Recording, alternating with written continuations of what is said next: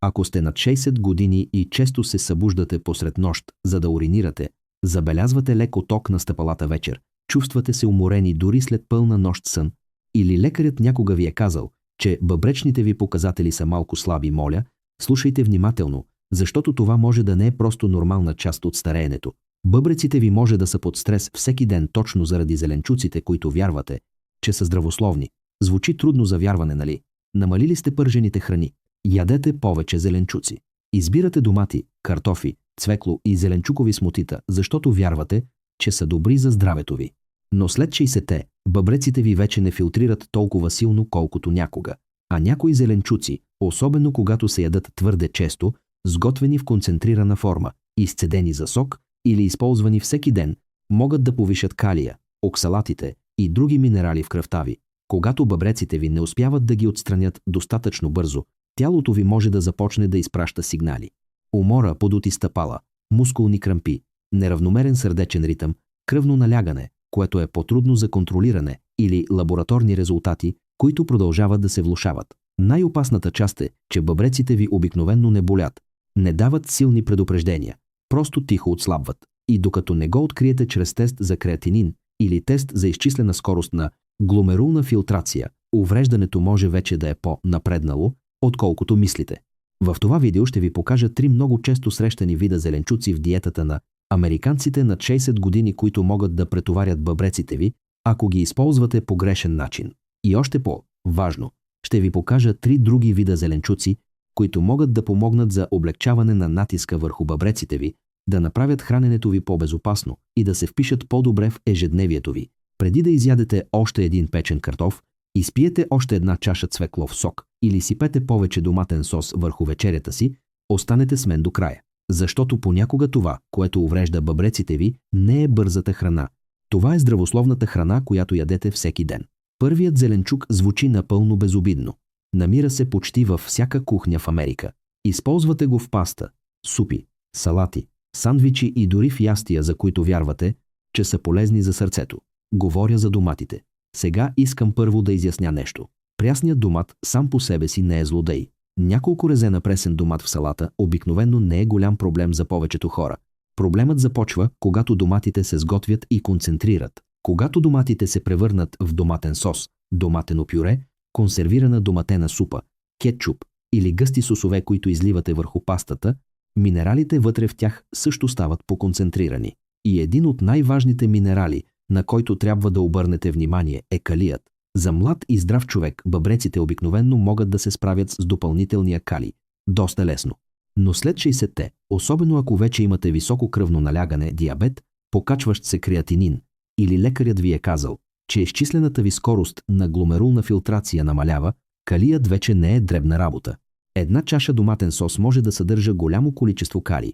Когато добавите няколко лъжици доматено пюре, купа доматена супа или чиния паста, покрита с сос, може да давате на тялото си повече калий, отколкото бъбреците ви могат да поемат. И опасната част е, че не го усещате веднага. Не изпитвате болка.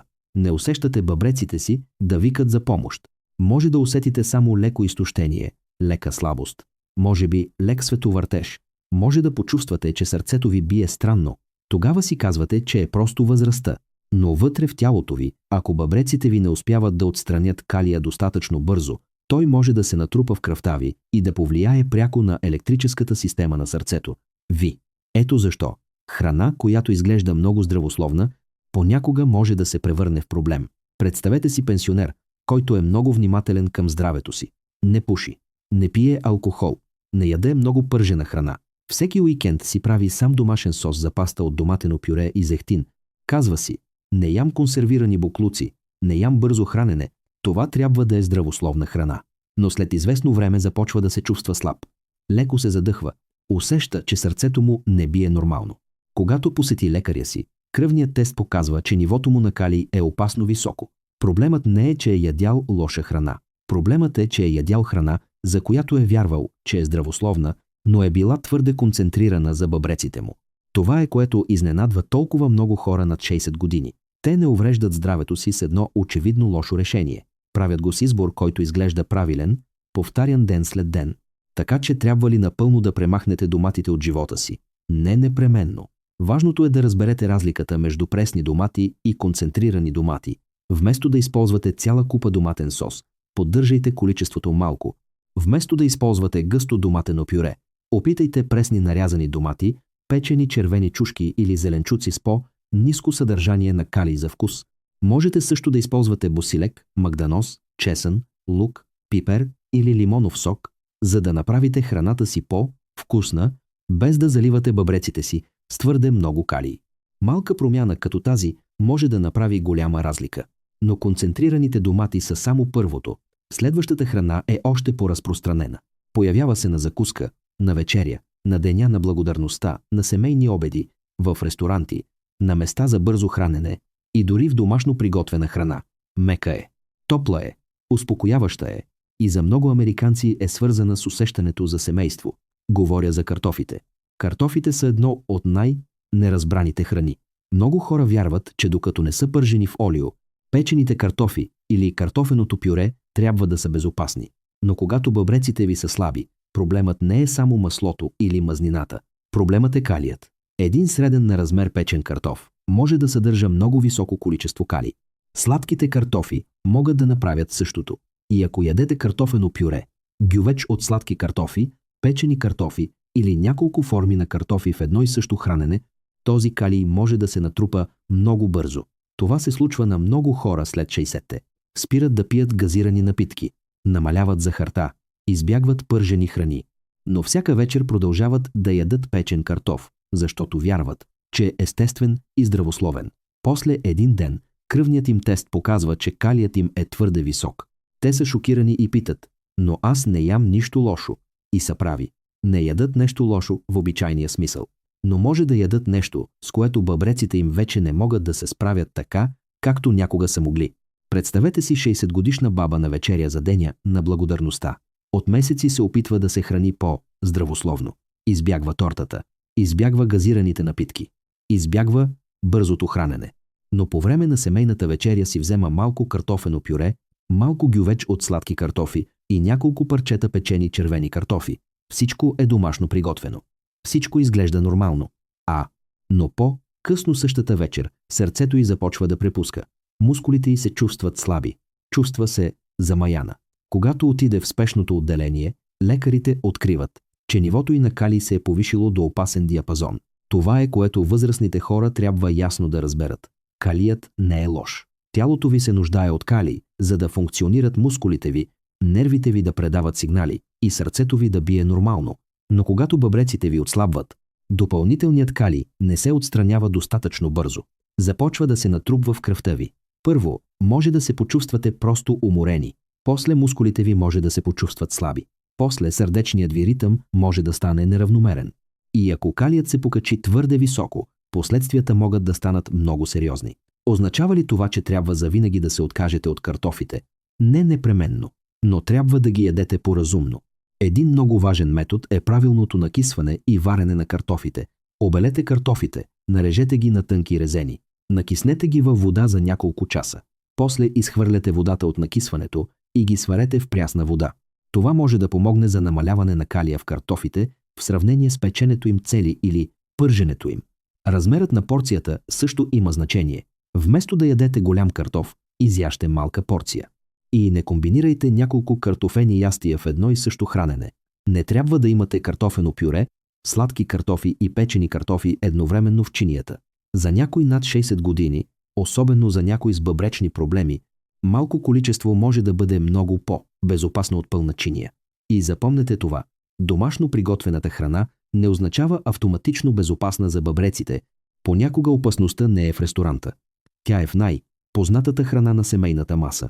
Но картофите все още не са най-коварните, защото има друг зеленчук, който се рекламира навсякъде като супер храна. Много хора го пият всяка сутрин, защото вярват, че помага за детоксикация на тялото, подобрява кръвта, подкрепя сърцето и дава повече енергия. Но ако бъбреците ви вече са слаби, този сок може да се превърне в тежко бреме. Говоря за цвеклото. Цвеклото има красив червен цвят, естествена сладост и много здравословен имидж. Можете да видите цвеклов сок в магазините за здравословна храна, цвеклов прах в продукти за суперхрани, шотове от цвеклов уелнес рутини и цвеклови смутита в рецепти за хора, които искат по-добро здраве. И да, за някои здрави хора цвеклото може да предложи ползи. Но за някои над 60 години, особено ако вече имате бъбречно заболяване, диабет, високо кръвно налягане или покачващ се креатинин, цвеклото трябва да се използва внимателно. Причината е, че цвеклото съдържа две неща, на които трябва да обърнете внимание – калий и оксалати. Чаша цвеклов сок може да съдържа значително количество калий, но по-големият проблем са оксалатите.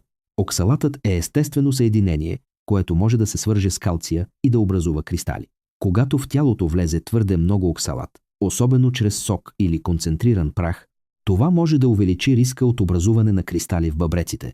За някои със здрави бъбреци тялото може да се справи по-добре с това, но за някои с по-слаби бъбреци това може да е като да наливате повече утайка в филтър, който вече е изморен. Представете си бъбреците си като кафе филтър. Когато филтърът е нов, водата минава лесно през него. Но когато филтърът е по-стар, частично запушен, а вие продължавате да добавяте гъст материал, повече утайка и повече натиск, потокът се забавя. Бъбреците ви функционират по подобен начин. Когато бъбречната функция вече е намаляла, концентрирани продукти като цвеклов сок, цвеклов прах или шотове от цвекло могат бързо да увеличат натоварването. Важното е, че много хора не осъзнават, че може би си вредят. Пият цвеклов сок, защото искат да бъдат поздрави. Вярват, че наситено червеният цвят е знак за живот, енергия и изцеление, но понякога една и съща храна може да е полезна за един човек и неподходяща за друг. Млад спортист със здрави бъбреци може да пие цвеклов сок преди тренировка и да няма никакъв проблем. Но 68 годишен човек с високо кръвно налягане, покачващ се креатинин, прием на лекарства и по-бавна бъбречна филтрация е съвсем различна история. Затова не трябва да следвате всяка детокс тенденция, която виждате онлайн. Не всичко, наречено суперхрана, е подходящо за бъбреците ви. И така, какво трябва да правите, ако обичате цвекло? По-безопасният начин е да го ядете в малки количества, варено или печено, вместо да го пиете като сок. Когато изцеждате цвекло за сок, лесно консумирате много повече, отколкото бихте изяли нормално, без да го осъзнавате. Една чаша сок може да съдържа количество цвекло, което никога не бихте изяли в едно хранене. Освен това, ако лекарят ви каже, че цвеклото е разрешено за вас, помислете за комбинирането му с храна, съдържаща калций, като кисело мляко или умерено количество сирене, защото калцият може да се свърже с част от оксалатите в червата, преди те да достигнат до бъбреците. Но ако вече имате бъбречни проблеми, избягвайте концентрирани форми като цвеклов прах, шотове от цвекло или ежедневен цвеклов сок. Те не винаги ви детоксикират. Понякога просто дават на бъбреците ви повече работа. В този момент може би си мислите, кои зеленчуци всъщност са безопасни? Отговорът е да. Има по-добри избори. И това е най-важната част. Не всички зеленчуци са врагове на бъбреците ви. Някои зеленчуци не претоварват бъбреците ви. Всъщност те могат да помогнат храненето ви да стане по-леко, по-безопасно и по-подходящо за тялото ви след 60-те. Първият е карфиолът. Карфиолът не е толкова вълнуващ, колкото цвеклото. Няма ярките цветове на червените чушки. Не се рекламира навсякъде като чудотворна детокс храна. Но за някой, който трябва да се грижи за бъбреците си, карфиолът е много умен избор. Причината е проста. Карфиолът има много по-малко калий от картофите. Има също малко натрий, малко фосфор и е пощадящ за бъбреците. Една чаша варен карфиол съдържа много по-малко калий от печен картоф. И тази разлика има значение, защото когато сте над 60, грижата за бъбреците ви не е само за избягване на лоши храни. Тя е и за заместване на по-тежки храни с по-леки. Например, ако сте свикнали да ядете картофено пюре за вечеря, опитайте вместо това карфиолово пюре. Можете да задушите карфиол, докато омекне. Намачкайте го гладко. Добавете малко зехтин, чесън, пипер и билки. Все още се усеща меко, топло и успокояващо, но е много по-леко за бъбреците от чиния картофено пюре, богато на калий. Много хора мислят, че да се храниш за здравето на бъбреците означава да ядеш безвкусна, скучна храна и да загубиш цялата радост от храненето. Но това не е вярно. Целта не е да се откажете от всяка храна, която обичате. Целта е да намерите по-умни версии на храните, които вече обичате. Карфиолът може да се запече, докато краищата леко позлатеят. Може да се задуши, докато омекне. Може леко да се запържи. Може да се намачка. Може да се добави в супа. Много добре поема вкус. Така че можете да използвате чесън, лук, лимон, пипер, босилек, магданоз и други билки, за да е вкусен, без да са ви нужни много сол. Карфиолът също принадлежи към семейството на кръстоцветните зеленчуци, заедно с броколите и зелето. Тази група зеленчуци съдържа естествени растителни съединения, които могат да помогнат на тялото да се бори с възпаление и да намали оксидативния стрес. С прости думи, тези зеленчуци могат да помогнат на тялото ви да се чувства по-леко, вместо да карат бъбреците ви да работят по-усилено след всяко хранене. Запазете тази картина в съзнанието си. От една страна е чиния картофено пюре, натоварена с калий, която кара бъбреците ви да работят по-усилено. От друга страна е мека чиния карфиолово пюре, топла с чесън, по-лека и по-приятелска към бъбреците. И двете могат да ви накарат да се чувствате сити, но само едната може да помогне на бъбреците ви да дишат малко по-леко.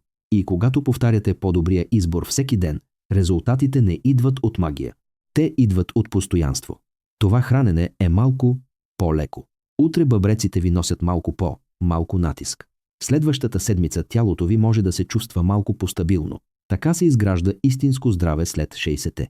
Но карфиолът не е единственият добър избор. Има друг зеленчук с повече цвят, повече естествена сладост и специално предимство, ако искате да намалите доматения сос, кетчупа или сосовете с високо съдържание на калий. Този зеленчук е червената чушка.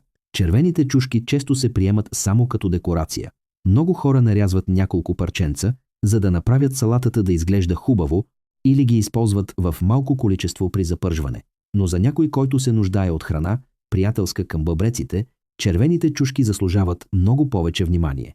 Имат относително по-малко калий в сравнение с много други зеленчуци и са богати и на витамин С, бета, каротин и антиоксиданти. Тези хранителни вещества помагат да защитят клетките от оксидативен стрес, който е свързан с стареенето и намаляването на функцията на органите с течение на времето. Но още по-важно, червените чушки ви помагат да създавате вкус, без да зависите от доматения сос или солта. И това има голямо значение. Много хора се отказват от бързото хранене и преминават към здравословни домашни ястия, но продължават да използват твърде много доматен сос, доматено пюре, консервирана супа или гъсти сосове за вкус. Мислят, че се хранят по-добре. Но за слаби бъбреци тези източници може да съдържат повече калий, натрий или съставки, отколкото осъзнават. Червените чушки могат да помогнат за решаването на този проблем.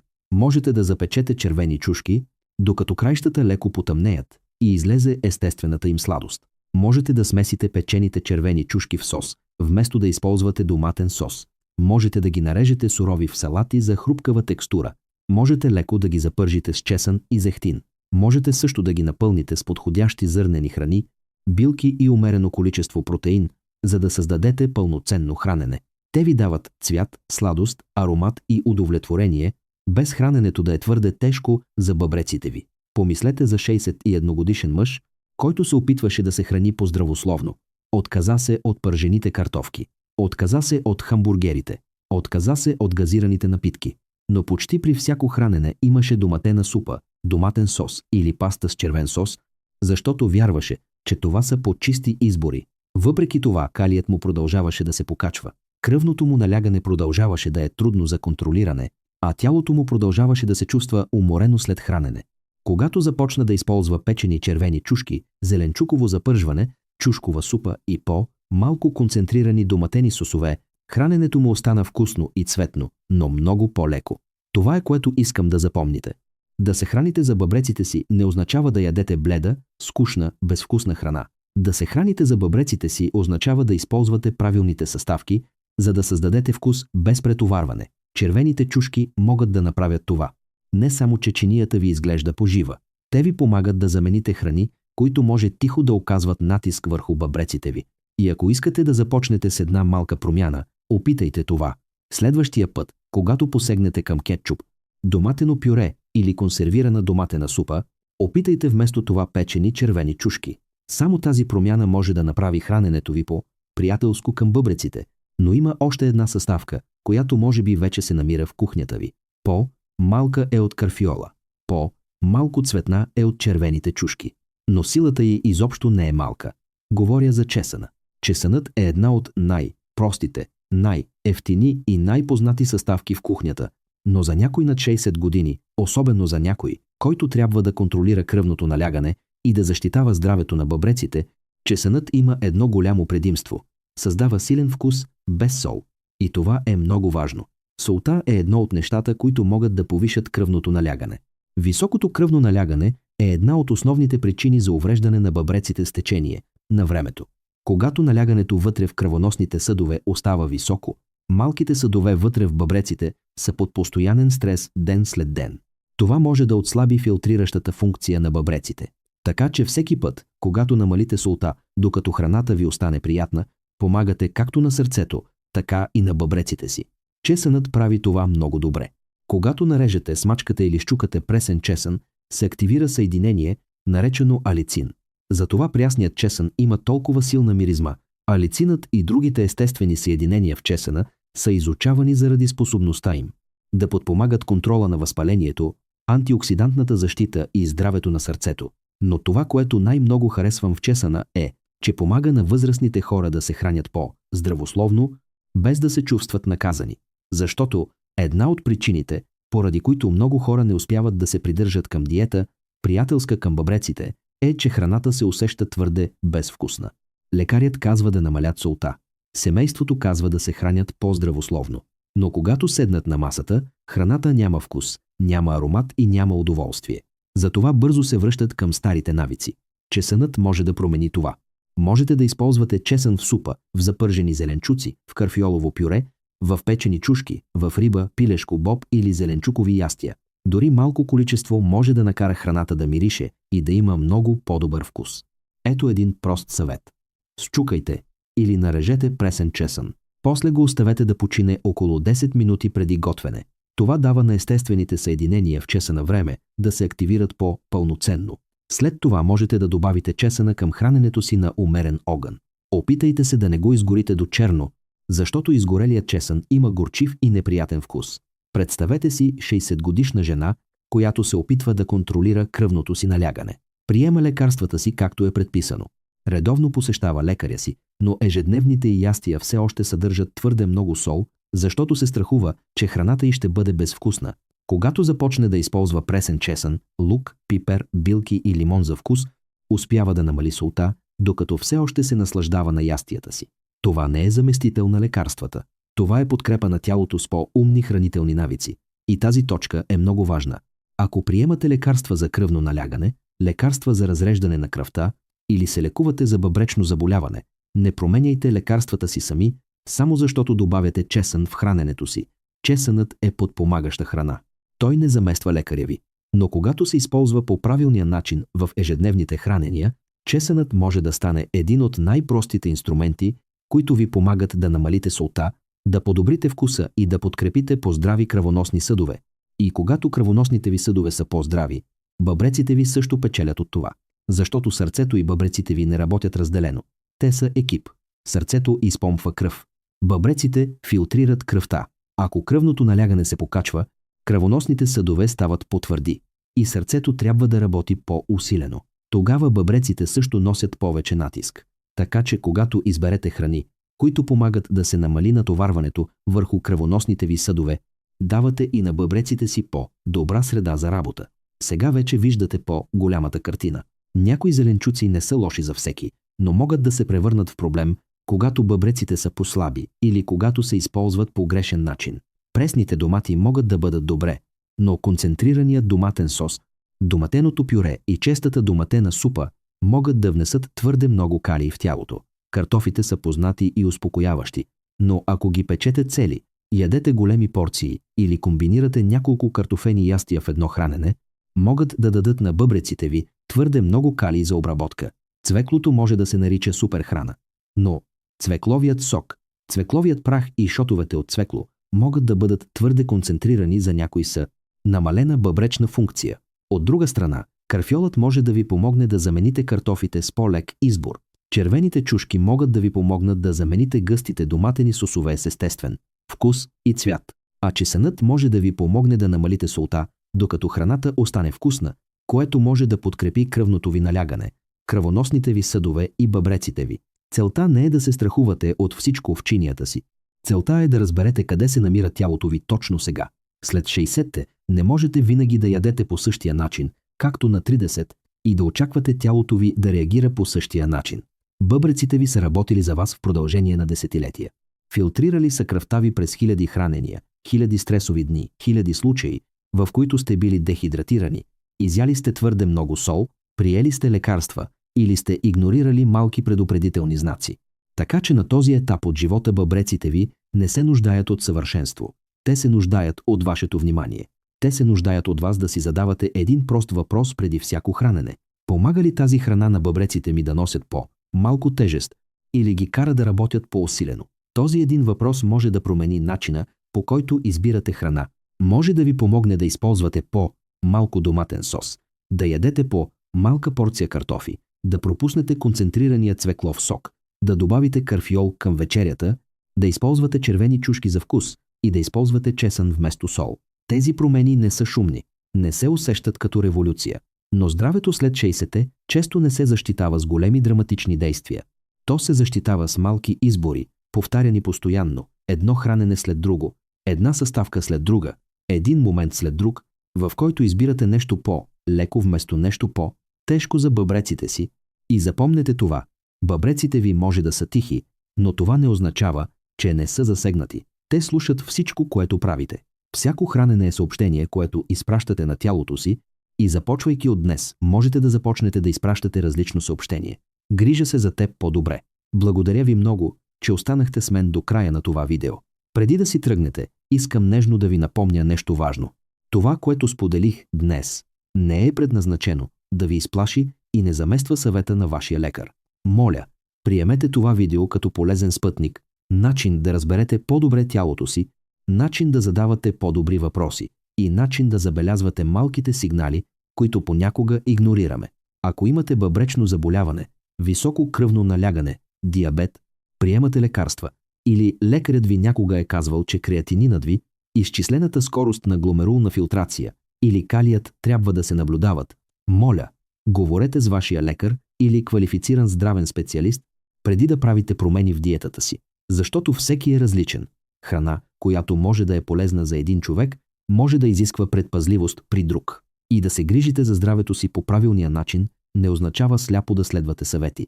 Означава да слушате тялото си и да потърсите професионална помощ, когато имате нужда от нея. Ако това видео ви беше полезно, моля, харесайте го. Споделете го с някого, който може би трябва да го чуе. И се абонирайте за Senior Food Coach за повече прости, практични и лесни за следване съвети за храненето, които ще ви помогнат да останете по-здрави, по-силни и по-независими, докато стареете. И запомнете това, стареенето не означава, че трябва да отслабвате. Тялото ви все още може да се възстановява, все още може да се адаптира, все още може да се подобрява ден след ден, когато се грижите за него с правилните избори. Не е нужно да промените целия си живот за една нощ. Просто започнете с едно по-добро хранене, един по-лек навик, едно по-мило решение за бъбреците си, за сърцето си и за тялото, което ви е носило през толкова много години. Изборът е във вашите ръце. Надявам се да имате спокоен, здравословен и енергичен ден. И както винаги, поемете дълбоко въздух, приятелю мой.